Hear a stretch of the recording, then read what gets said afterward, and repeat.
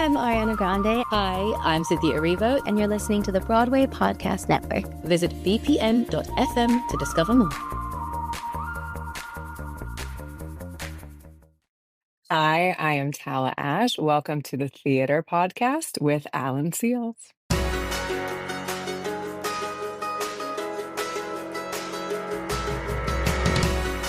Hey everyone, welcome back to another all-new episode of the Theater Podcast. I'm Alan Seals, and our guest for this episode is Tala Ashe, who is making her long-awaited Broadway debut in English, the Pulitzer Prize-winning play by Sanaz Toossi.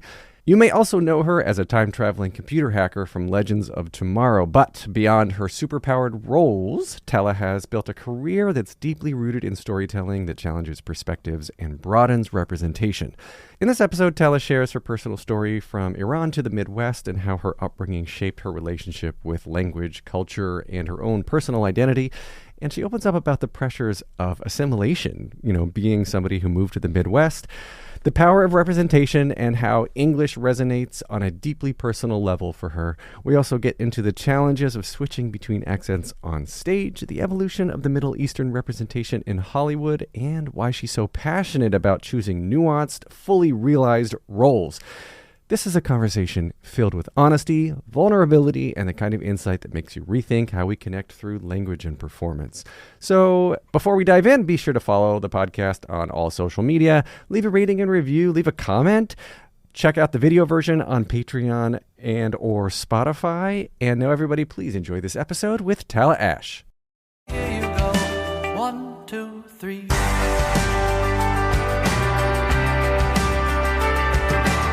Today's guest is a computer hacker from the year 2042 who possesses aerokinetic powers from a mystical amulet. Of course, starring as dual versions of her character within the DC Comics drama Legends of Tomorrow. She also has notable television roles in Smash, American Odyssey, Covert Affairs, Law and Order, Criminal Intent, and As the World Turns.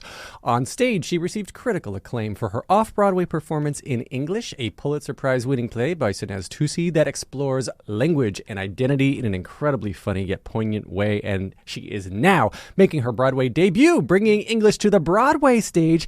Tala Ashe, welcome to the Theater Podcast. Thank you. Thank you for having me. You are very welcome. Thank you for being here. I know this is a busy time of February as we're recording this, and there's illnesses we were just talking about. And I know you were born in Iran, correct? So, yes. And then being here in America now, I assume you've gone through a lot of the same things personally that your character may be going through in English, or people that you know, especially personally. But take us back to the beginning of where you were born and what your childhood was like that even got you into performing.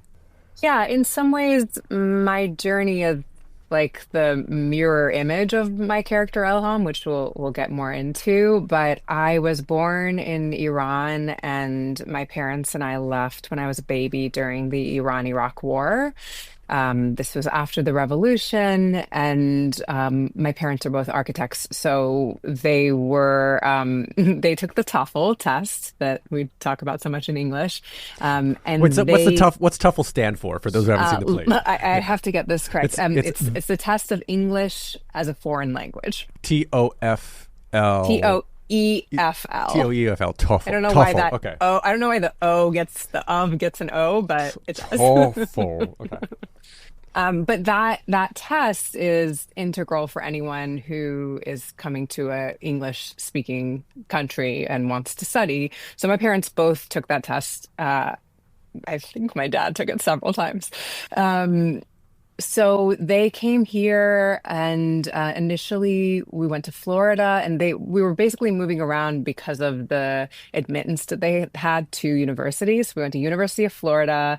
They stayed there for a while. Thank God they hated the humidity and did not get good vibes and left. No offense to Florida, or maybe. Yeah, we don't like Florida right now. A pit stop sort of in Georgia for a little bit, and then eventually we landed in Columbus, Ohio. Because of the Ohio State University, which is where my parents attended the architecture school for their master's program. And I grew up in Columbus, Ohio. So they went there. Like as students with you as a baby. They were Wow, students. Yeah. They were, I guess like 20 27 and 31, something like that. Wow. Yeah.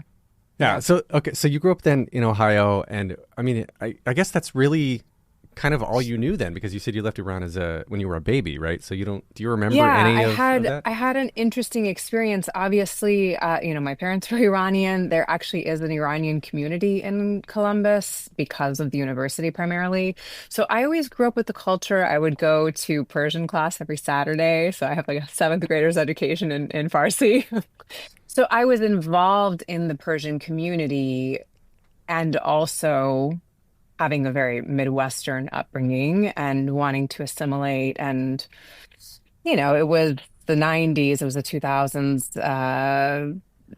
Being blonde was cool, and TV shows looked like Friends. Mm-hmm. And I didn't see a lot of representation for really any people of color, but certainly not Middle Eastern people.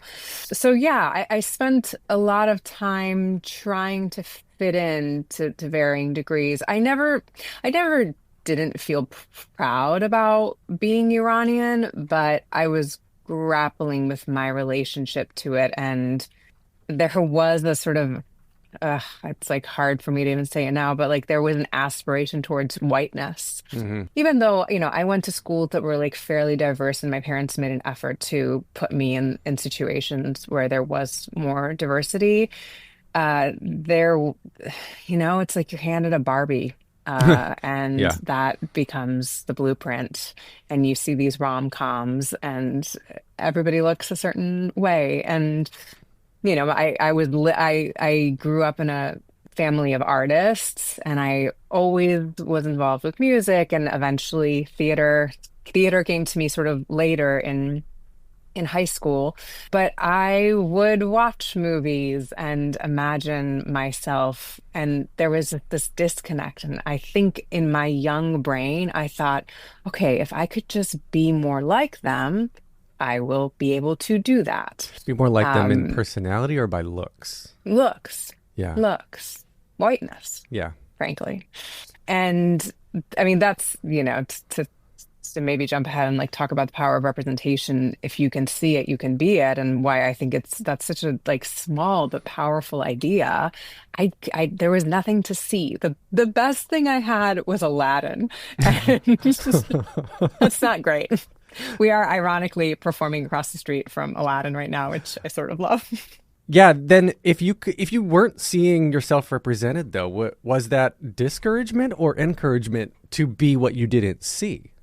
I have really, really supportive parents who always let me try a lot of things. I was that kid who was doing, ballet class and music and violin, and like I was really dabbling in everything with a lot of parental encouragement. And they really did give me a sense, thank God, that I could do anything, and that they would support me, which is extraordinary. I'm an only child, and when I think now, if I had a child, and that one child, after emigrating to this country, told me that they wanted to be an actor, I would be like, "Don't do that! Please don't do that!" Um, but they never. I don't know. I don't think that they were having something internally different, but I never got a whiff of them not wanting me to pursue what I wanted to pursue. And I just want to say I was very academically inclined. Like I could have gone, I was like, I'm going to be a lawyer. And then I had this high school drama teacher who's still a dear friend and mentor. He's actually coming to the show next week Oh, to see it's from very sweet. Ohio? From Ohio. Yeah. Yeah. Shout out to Jeff Barber. And he really opened my eyes to the world of theater, to the world of plays, but also, I don't know, I just had this sense of, oh, this is something that is intriguing to me and difficult, but like achievable, like like this feels like a worthy pursuit. Mm-hmm. And not that nothing else had up to that point, but it felt so in my body different than my academic pursuits up to that point.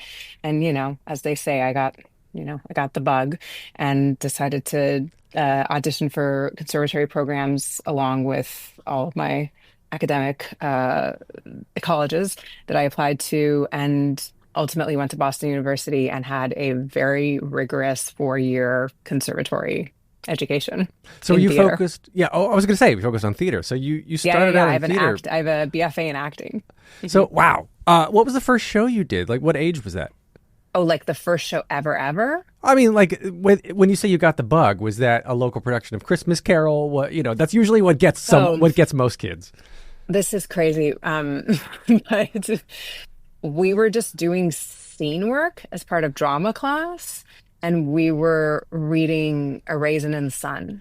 Wow. And again, we're in Ohio, so no one is sort of appropriately cast. Mm-hmm. It needs to be said.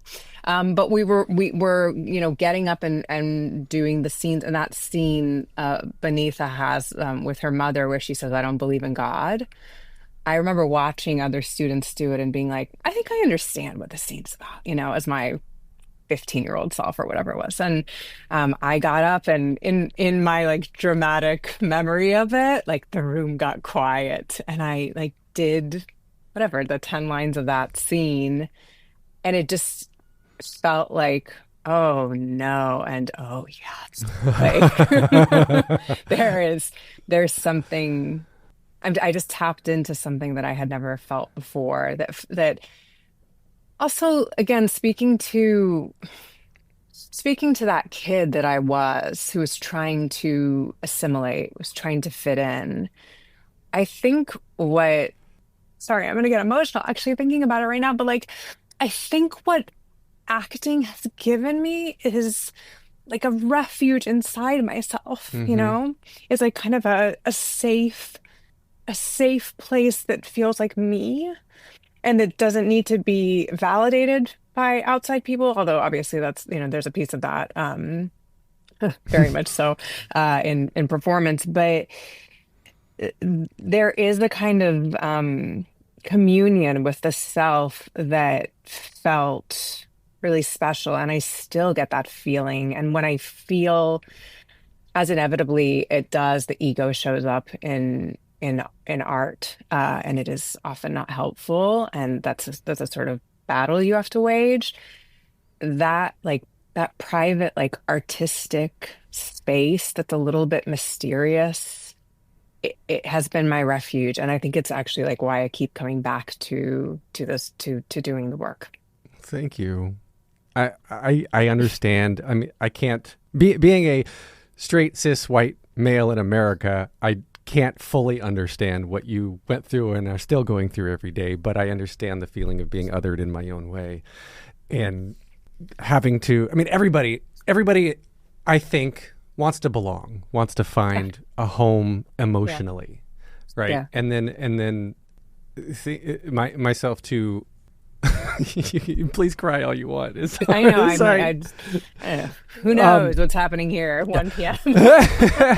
But yeah, I found my deep love of theater when I was most feeling othered myself, and so I can relate along those lines a lot. Yeah, there's like this. I mean, like we're seeking community too, as you say. We all want to belong. But I think in order to belong, you first have to connect to yourself. Like you have to see yourself. You have to see like that little sort of unencumbered little seed of yourself before it was worrying about what other people thought about it. And then you find people who are meeting you at that level, and it's magic. That's like all that matters. It's love and connection and making something together, like from that state. Yeah. Doesn't get better. It's truly connecting.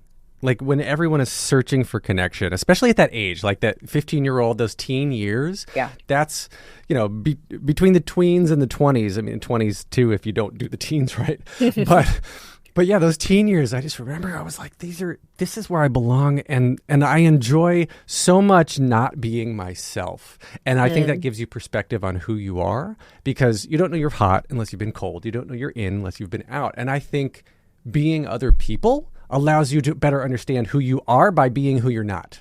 Does that make sense? Yeah, that's so true. And it does feel like, again, if you're attuned to this, every character, every part, every scene, every play that you encounter, I look at it, there's like a reason that it is in my life in the moment that it is in my life, and it has something to teach me if I'm open to that. Um, English sort of being like that on steroids. Yeah. But sort of throughout, in a weird way, it's like theater helped me grow up. Plays helped me become who I am in relation to, what I was reading, what I was performing in, who I was acting against, scene work, communication, Mm-hmm. basic human things that, as you say, as a teenager, is not necessarily like firing on all cylinders. Yeah, that's a really good way of putting it. Yeah. You're still building the engine when you're trying to figure out what God. your engine looks like and how many Yeah. cylinders you have. So then Boston Conservatory, intense At Boston training. University. Boston University, conservatory training, intense 4 years. And then, so you come out and do theater, but then you seem to have fallen into a string of success in TV and on the screen as well. So I know, like, you were in theater and you left, and then now obviously you're coming back. But at what point, I guess, what shifted for you to get you into the TV and film space? Well, you have to make money, so that there's that. That's important. And it is. It is. And yeah, I mean, as you say, I did, this all started with theater, but I've always loved film. I've always loved television. And, I came up in the age of sort of golden TV. So like watching things like The Wire, watching Breaking Bad, it's like, oh my God, these are plays. The level of text that I'm watching, this is as good as Chekhov, So that's what I was aspiring to. And then I did a soap opera. And then I had a very rude awakening as to what was actually available out there. And, there were a lot of years of feeling certainly othered, a lot of heartbreak, honestly, around what was available and things I played or things I said no to eventually because I had learned that it's just sort of not worth it. But I have come to really love the medium of television and film, and being on Legends of Tomorrow for 5 years was such a gift. Going back to what we were saying, the community, the cast and crew and creatives there were so wonderful and open and had their heart in the right place always. And I felt listened to and cared for in a way that I hadn't experienced before. And then I just had the continuity of time to have 5 years on a set. You just get your hours, and having built that amount of comfort and ease, there's just no way to get that other than to do it. Mm-hmm. And doing Legends was really hard work a lot of the time, but was a real joy. And I still don't think I have ever laughed harder than I laughed when I was on that set with those people and those incredibly zany scripts that would, land in our desks every 2 weeks. Don't go anywhere. We'll be right back after this break. Welcome back to the episode. So yeah, I've come to really love television and would love to do more. But yeah, it was hard to be away from theater, and it had been 5 years since I touched a play when I did English off Broadway, and I was terrified. I was like, we were coming out of the pandemic. I was like, I don't know how to do a play. I don't know, like, I don't think this is like riding a bike. It sort of was. But to get to come back and do this play, after 5 years of doing, not only another medium, but like a very specific kind of work, it was just a gift. Honestly, if Broadway had never happened, that 3 months or whatever in February of 2022 was a gift for my soul. Well, the play won the Pulitzer in 23, right? Yeah, Yeah, 23 after we did. Yeah. I mean, it is such a well-written script, and Yeah. it's billed as a comedy, but I walked away feeling so many feelings and empathizing with so many situations and scenarios. And so diving into English, the play, right? Your characters are it's a group of students in Iran learning English. Marjan Nishat plays the teacher, and your character specifically has a really, I won't say love hate, maybe it's hate, I don't know, a hate relationship with learning English. But you were saying right as we started recording, or before we started recording, that like you have anxiety about doing the different accents, because I love what's been set up, the motif that's been set up in the play, where when you're speaking Farsi to each other in the play, it's your normal American accent as you're talking to me right now, and then when you're speaking English, you put on the an accent Yes, of someone. depending on how much difficulty the character has with the English language. My character has a lot of difficulty. Yeah, it is a real struggle to speak English for her, Yes. Did you, I mean, are you working with dialect? Did you guys have to work with dialect coaches to actually put on an appropriate accent, or was this something? Well, I'll say we did not have a dialect coach. Yeah, so Sanas Tusi would give us notes on the dialect as needed, but it was more about each character's facility with the language. And as I said, my facility is low, and there is a hate relationship with English for Elham.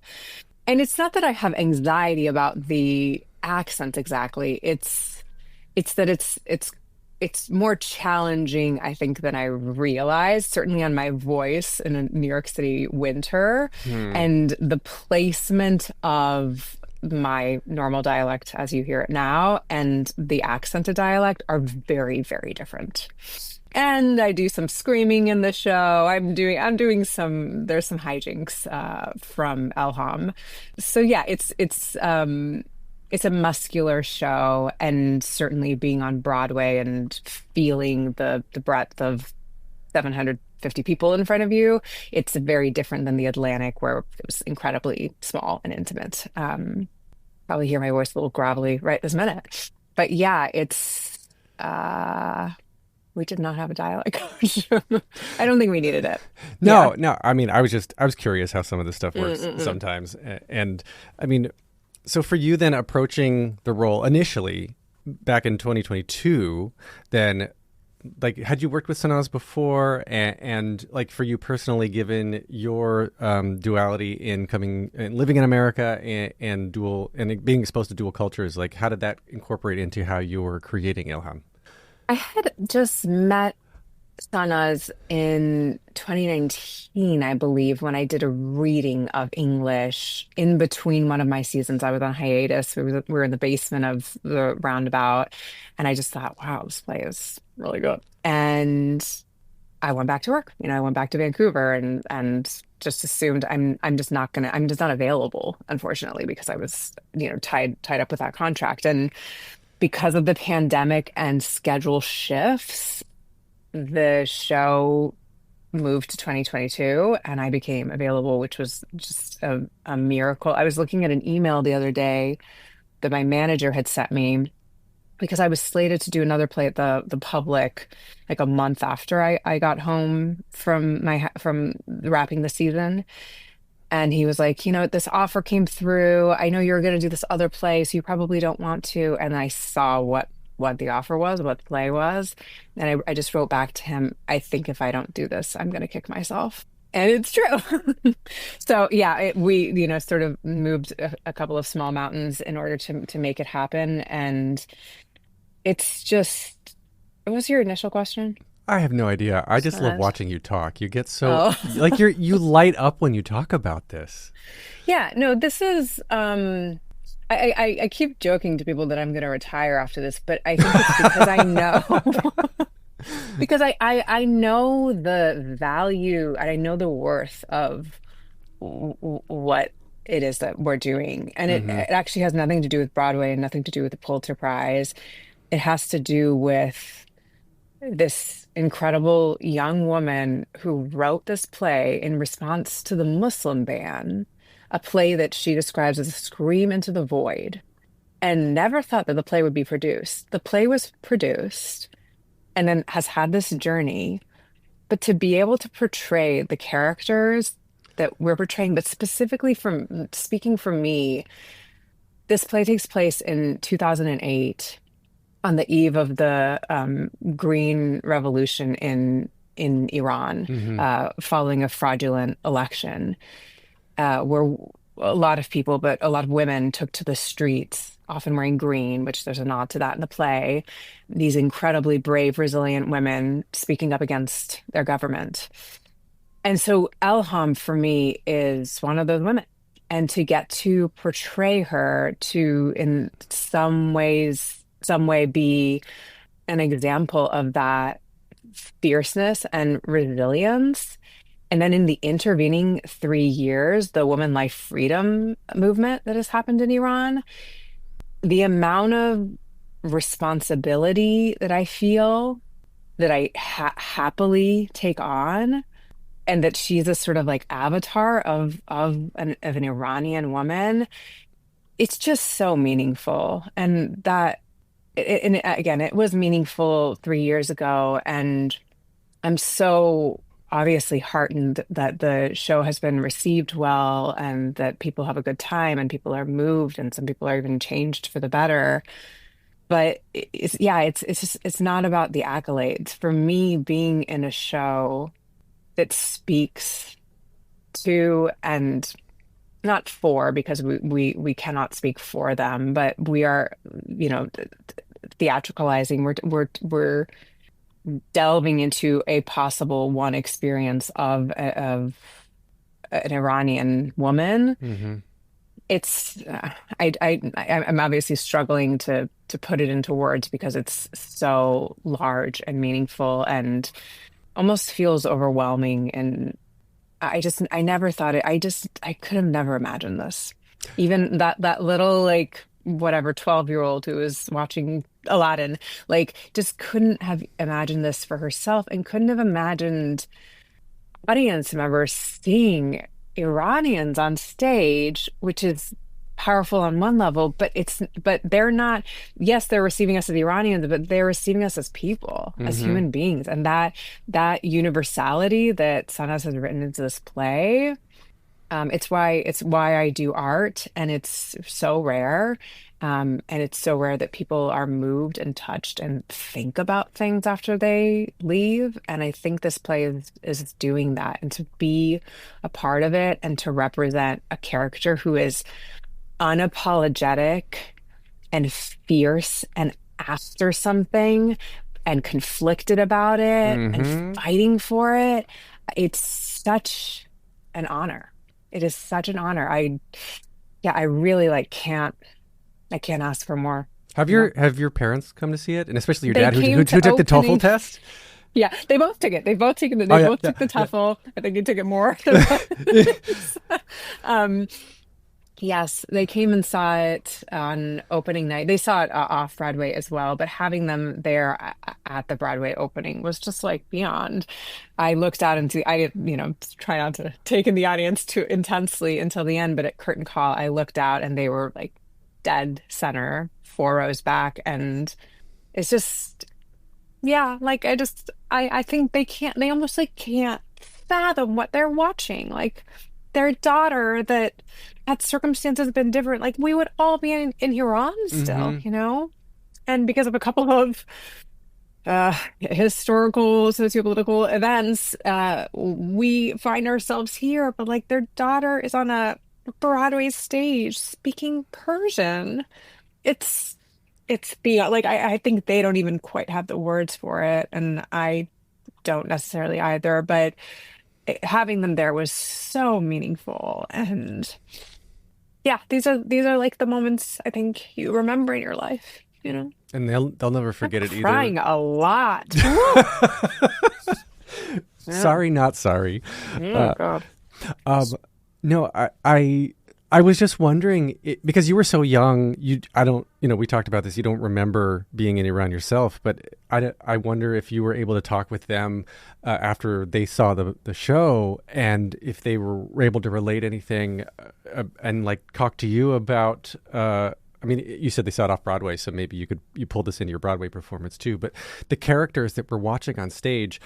There's this underlying theme of if I'm not speaking my native language, do I know who I am anymore? I don't know who I am.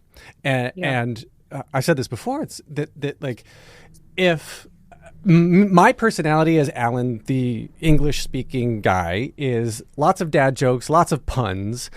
But if I learn another language, am I the same person? Because I don't understand that. I mean, even Japanese, they don't have rhyming, and rhyming's fun. Like in the Japanese language, they don't rhyme. So there's. I didn't know that. That's funny. That's why like there's haikus, not poems, I guess. But don't quote me on that. Don't come after me, listeners. But they don't rhyme. Side note: I spoke with someone years ago for this podcast who was translating Hamilton into Japanese. Wow. Just as a personal project. Good luck. Yeah. Without rhyming? With that and that was part of the problem was how do you rhyme? How do you make rhymes? How do you turn R&B into a whole thing when there's no rhymes? So anyway. Fascinating. Language is fascinating. Right. But did you talk with your parents about this? About like them losing identity or finding new identity, and like when basically you're like context switching between are you context switching between one language and another? Like do you become different people? Yeah, I did speak to them more. My mom, actually, just this last time that they came, and my parents both have accents. So I grew up in Ohio with parents who have accents, and I'm ashamed now to say that I would feel embarrassed sometimes, or like if we were out to eat, or the waiter would be like, "What?" Like there were a lot of sort of microaggressions like that I certainly clocked and put into my own like you must assimilate bag. And I was talking to my mom. She's an incredibly accomplished, both of my parents are, but she is this incredibly accomplished. I can't even quite describe what she does to this day, but she went to architecture school. She became a city planner. She now does basically like digital mapping on steroids. She's like running the maps of like Columbus, Ohio. She has a nonprofit. When there's disaster, she deploys volunteers, disaster relief using maps. Oh God, there's Ebola here. Oh, let's send people out. Let's map it out. Oh, there's a flood. Like she's truly a rock star. And there's definitely so much of Elham or her in Elham in terms of the ambition and the smarts. And this woman comes here. I think she aced her TOEFL, but she came and she was like, I have this line in the play where I say, the TOEFL says like, I speak excellent English now. Mm-hmm. And it's like, no, you don't. You come and you actually realize what your English is like. Don't go anywhere. We'll be right back after this break. Welcome back to the episode. My mom was telling me, especially, and she still gives a lot of presentations, but in those early days, she would give presentations on the very, very technical aspects of her work to these big groups of people. And she said, hopefully it's okay to share this, I assume it is, but she said she would open her mouth and she would see in the eyes of the people in front of her that suddenly her personhood was under question. And her self had dissipated. And that it would take minutes in order to get their attention, their eyes back, their understanding, their willingness even to understand. And then, people do that thing where they start speaking really loudly at you because they think you're hard of hearing as well as speaking the second language. Mm-hmm. And she endured that for years. And I think even to this day, I mean, she still has an accent, but she said to me, she's like, I'm proud of it now. She's like, she's like, I felt like I had to apologize for it or, and this is my impression of what she was saying, apologize for it or, get ahead of it, try to make she's so smart and such a perfectionist. She worked so hard to get rid of as much of her accent as possible. And now she's like, fuck it.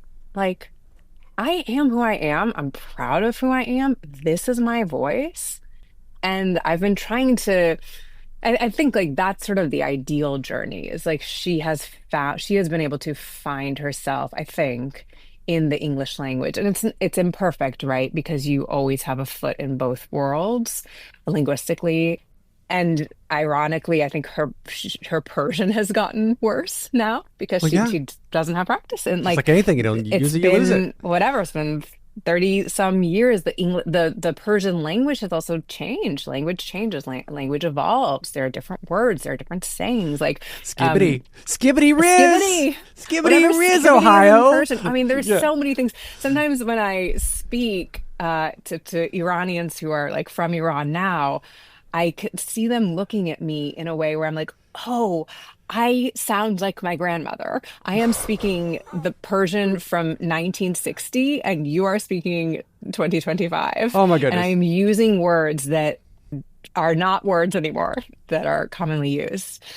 So yeah, it's something I like the accent thing, the alienation, the discrimination, certainly that I have many an anecdote from Ohio about that, some overt, some more, microaggressions, but I had a lot of source material. All that to say, I had a lot of source material going into this. I had both certainly for the accents themselves, which, to a certain degree, it's theatricalized. I'm always looking at it like in some ways I need to look at it as the character, as, through my actions, through the technical exercise of like what words need to be emphasized and why does she know this word and not this word, and so it's less about getting the accent perfect and more about getting the feel of the character, which has sort of been my North Star. And to know that I'm representing, as I said, like Iranian women writ large, but my mother and my grandmother and anyone who has felt like they lose a piece of themselves because of taking on another language. And in Elham's case, like it needs to be said, she loves Iran. She loves Persian language. And I don't think she wants to leave her country. And it is because of what's happening in her country, meeting her ambition, that she's like, I want to be a doctor, so I'm going to Australia. She doesn't want to go to Australia. She has a hate relationship with English. English is a means to an end. The TOEFL is just this tool for her that she needs to ace in order to go do this next thing. But she deeply, deeply resents that English is the barrier to entry, and that she does feel like she loses herself.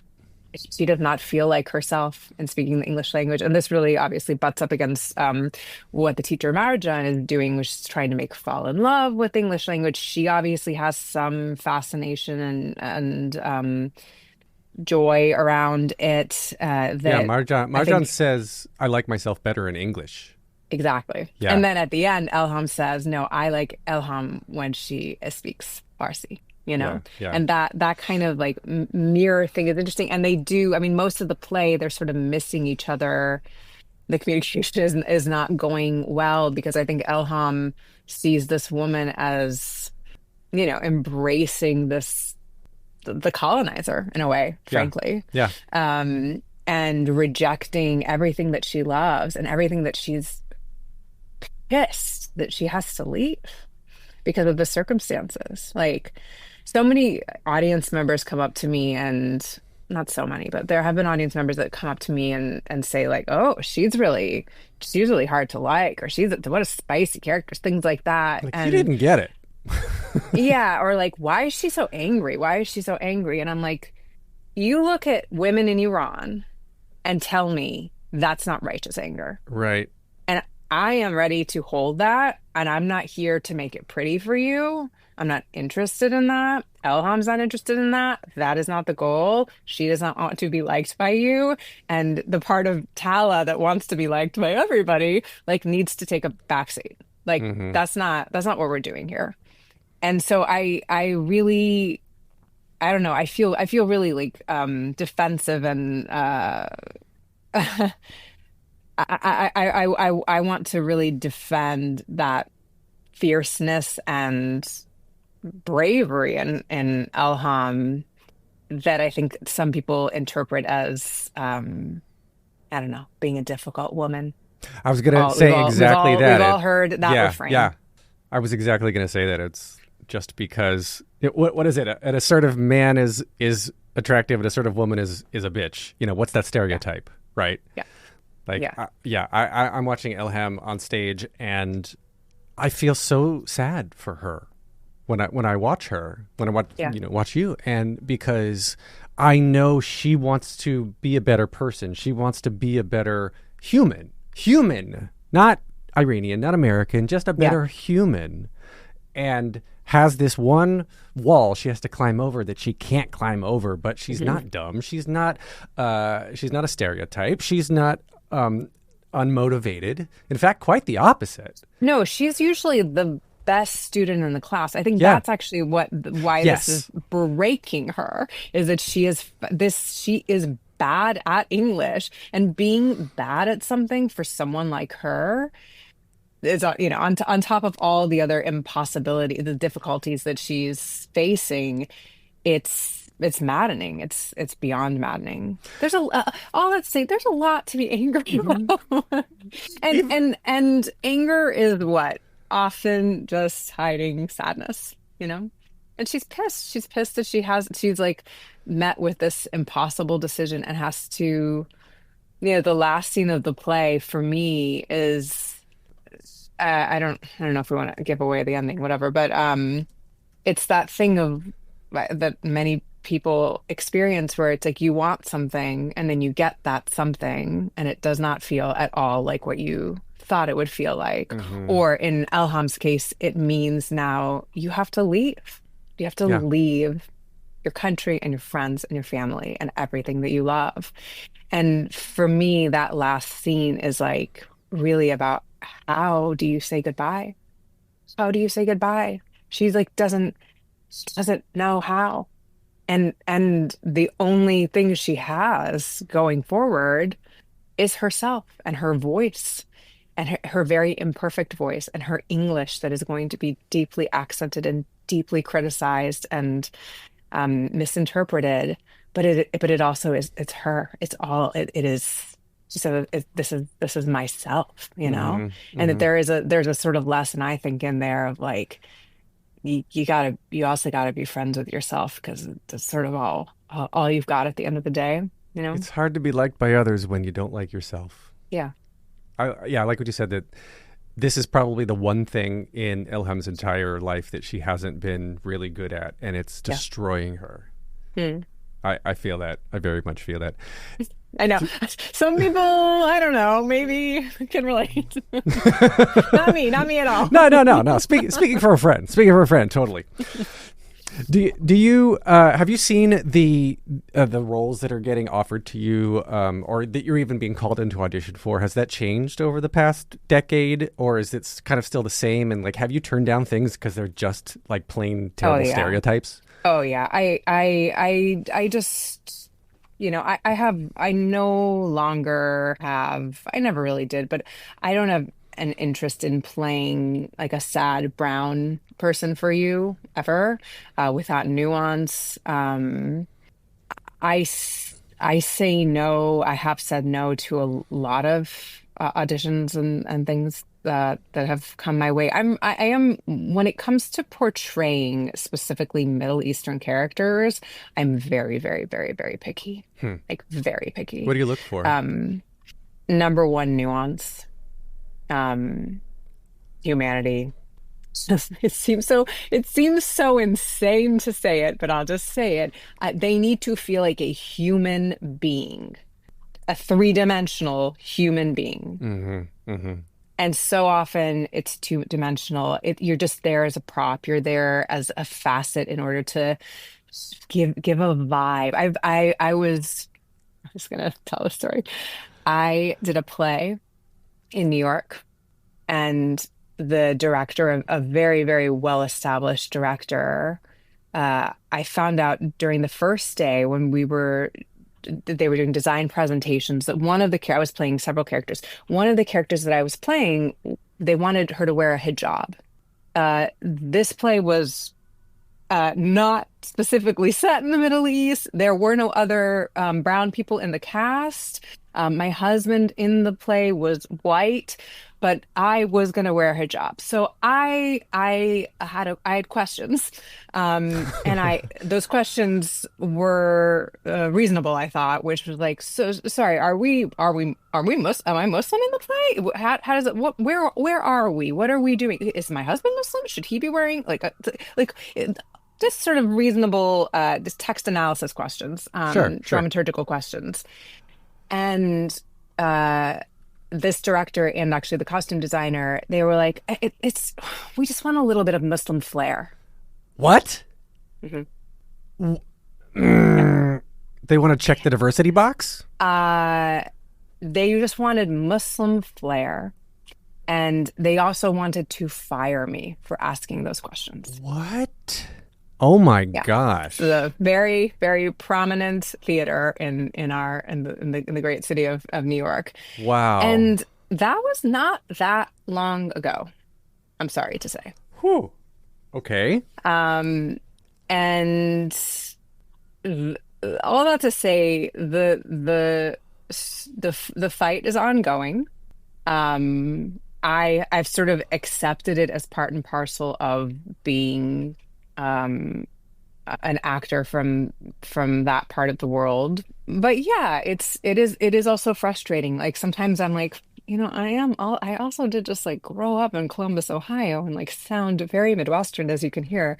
And it would be nice to not have to fight this parallel fight of like, I'm doing my work, I'm trying to be a good actor, and I'm like, I don't want to be a representation, monitor. So, not exactly answering your questions. Has there been improvement? Yes. Am I confident that that's going to sustain without a lot of work from a lot of different people and a lot of different advocates? No. I think especially like MENA representation, Manasa representation, we have a long way to go, especially now under this administration. It's all the more challenging, and I think really important to. There's not an end point, right? Like it's you have to keep pushing down the door. The door is not open forever, Like how wonderful that there shows like Rami or Mo exist, and then they will end. And if we don't continue to advocate for our representation in our stories, and I mean, sure, Iranian stories, but also Iranian American stories, or not, like just characters that look like our world, things aren't going to change. And the status quo is a very, very powerful force.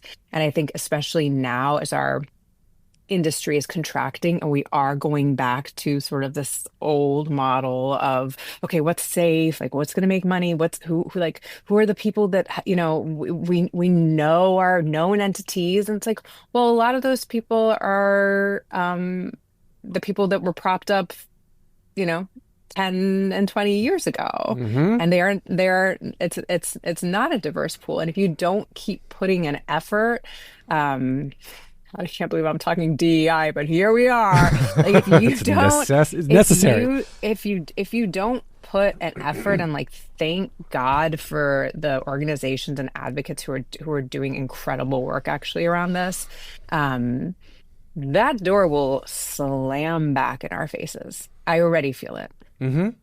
I already feel it. I mean, I think it's okay to give other people a piece of the pie. It doesn't mean your pie gets smaller.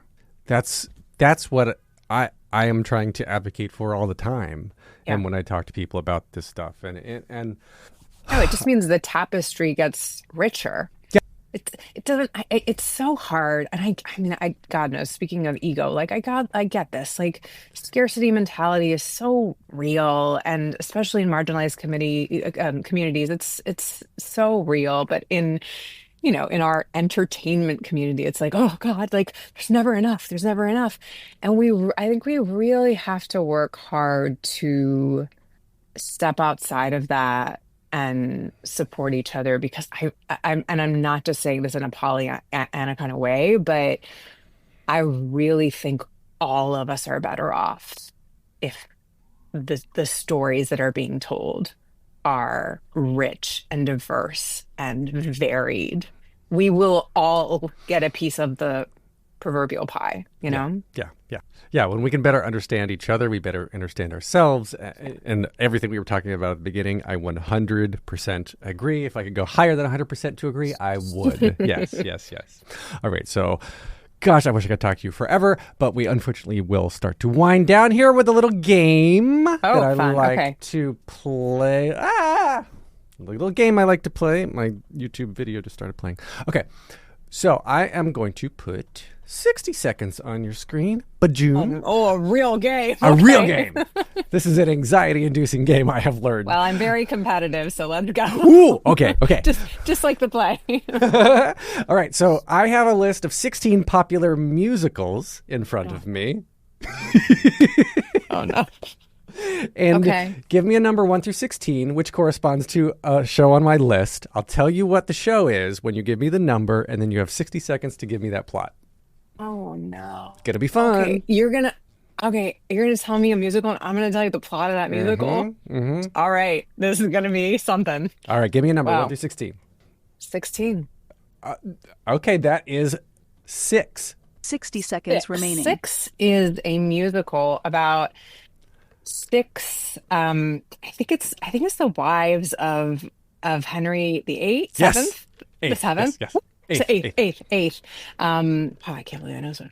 45 seconds and remaining. They are all singing their songs, and probably some of them are getting killed along the way because he loves to do that to all of them. And hopefully 30 it's seconds remaining. female empowerment, even though he's in charge. And the costumes look really great in the posters that I have seen. And 6 is 15 a seconds great number. Oh my God, 9 seconds. And I am available for an audition starting March 2nd. 4, 3. Not bad. What nobody wants. Not bad.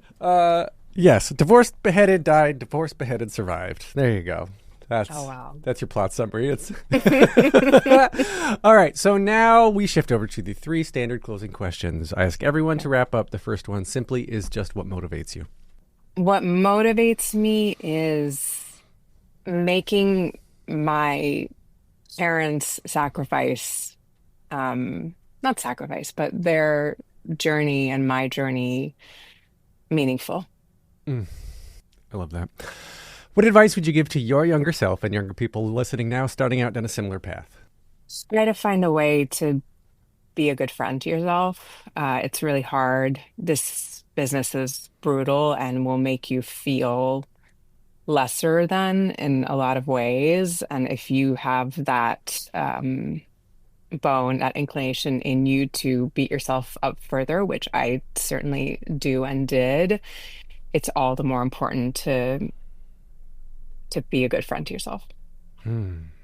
I also love that. All right, this is the final question. Last one, hardest one. If you could only see one show for the rest of your life, but you can see it as many times as you want, what would you see? Whoa. One show as many times. I'm torn between two greats, Chekhov and Shakespeare. But I think it's actually going to go Shakespeare. And I think it's going to go Hamlet. Just because I think there's that you can unpack that language forever and listen to it forever and find new things. Yeah, he's the master. The Bard. He's the greatest. The good old Bard. The good old Bard. All right, so where can we find you online? Where do you play the social media game? Oh, I try to play it mostly on the Instagram at Tala Ashe. Good. All right, I am poorly on social media. I try so hard, but it's So hard. I'm so bad at that so game. hard and so toxic. I'm on Threads, Instagram, TikTok, Facebook. I got presence there. Leave a rating and review wherever you're listening now, especially now on Spotify. They do ratings and comments now. Thanks to Jukebox the Ghost for the intro and outro music. And Tala, thank you so much. I'm sorry Thank that you. cried, but I'm not sorry because I'm my sorry. God. I Dude, Cut it out. you're Just amazing. Cut those parts. No, I'm keeping them in because you are beautiful in them and being Oh so my vulnerable and God. open. And thank you. Thank you. Thanks for having me. Take a deep breath, make the world a little colorful.